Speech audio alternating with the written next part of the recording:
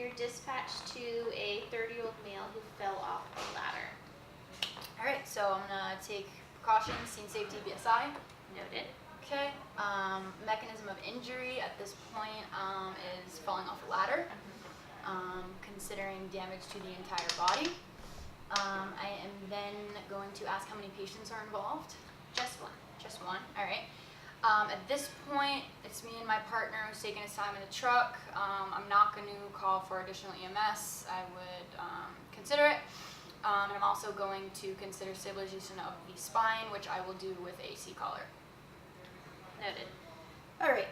So I am now going to assess my patient's level of consciousness. He's conscious. Okay. Yeah. Patient He's is aware of conscious. you. And now the apparent chief complaint, life threats. No major life threats at this time. All right. So now I'm going to start with assessment of the airway. I'm going to tilt the head back and assess the airway. Airway is It's intact. it's clear, it's Clear. intact. I would then consider inserting any sort of adjunct, OPA, NPA if necessary. At this point it is not, no suctioning needed. I am now going to assess the patient's breathing, see if he's breathing adequately, ventilating adequately. What's my respiratory rate? Respiratory rate 20. All right, so little fast, nothing super concerning. Again, would consider ventilating, but at this point it is not necessary. And I will also consider oxygen administration. At this point, I'll just give him a little oxygen mask, 10 liters per minute, while I go about my assessment. All right, so I'm now going to consider circulation. I'm going to take a radial pulse. Pulse is present. Pulse is present at 130. all right, so it's a little elevated, so oxygen I'm going to keep. I'm then going to sticky glove test, which I already have my gloves on. I'm going to assess for any major bleeding, which on his dorsal side I do not see, so I'm going to sticky test down his ventral side, checking my gloves each time for any sort of blood, which I am getting Nothing. none. Okay, no bleeding. At this point, I'm also going to assess his skin color and condition. Is he pale? Is he cool? Is he diaphoretic? Or is he doing okay? He's doing all right. All right. At this point, I would also consider treatment for shock. At this time, I do not believe my patient is in shock. However, if he was, I would bump up my oxygen, keep him supine, and give him a blanket to keep him warm. So at this point, I'm going to calculate my Glasgow Coma Scale, which first category I'm going to look at is out of 4. It's going to be eye response. How is his eye response? They were open spontaneously. All right, so that would be a 4, being the highest number. I'm then going to assess his verbal response, which is out of 5. He's a little confused at this time. So confused is going to be a 4 as well.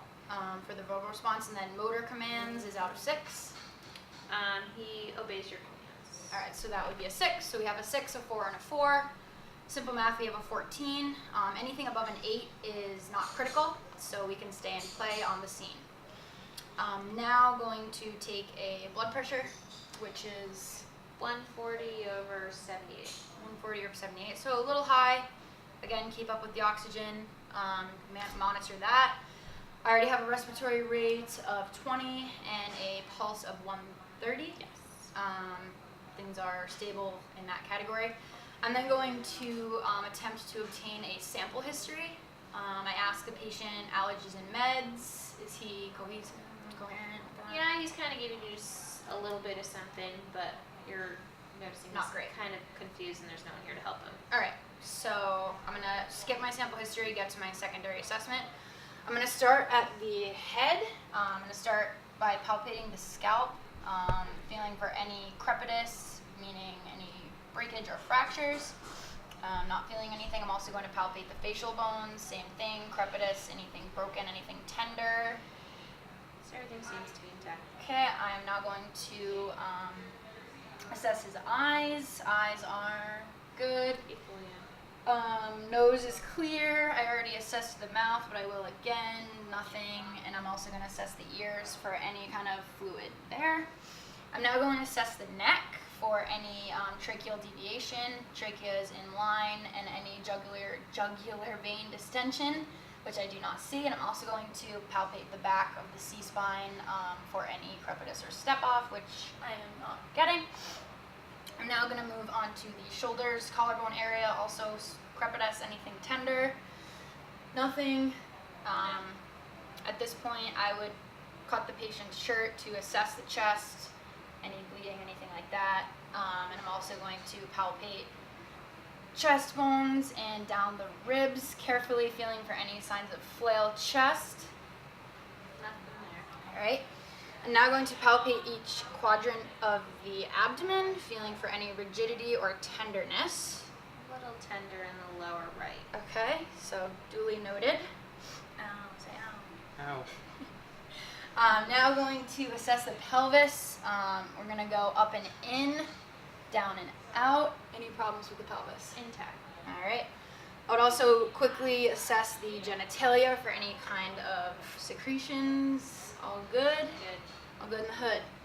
I'm now going to start with the lower extremities, also palpating down the entire extremity, feeling for any tenderness, rigidity, or crepitus. Cup the joints all the way down.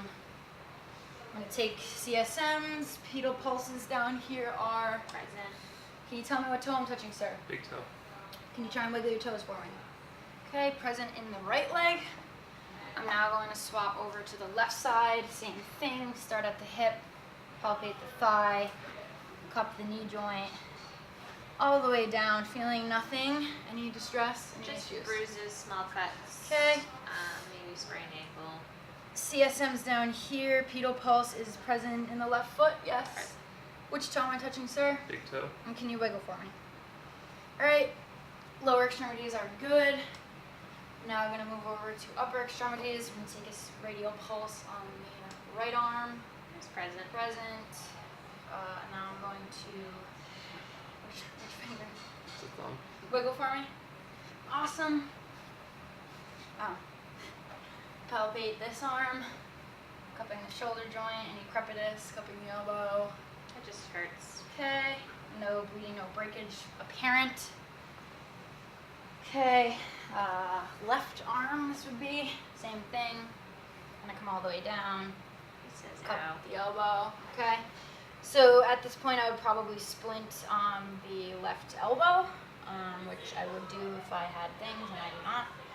I'm gonna take a radial pulse here. It's present. Okay. Which finger?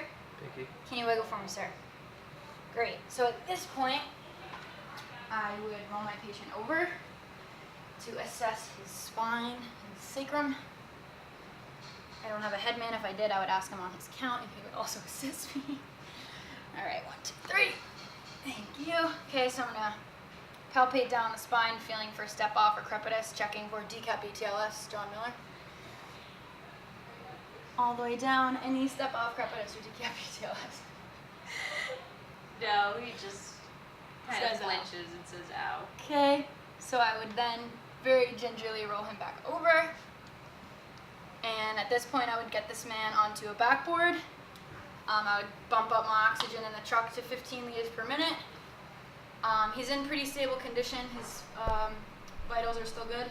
Yeah, everything's. So I'm going to reassess every 5 to 10 as necessary, making any adjustments. Otherwise, just getting him to the hospital.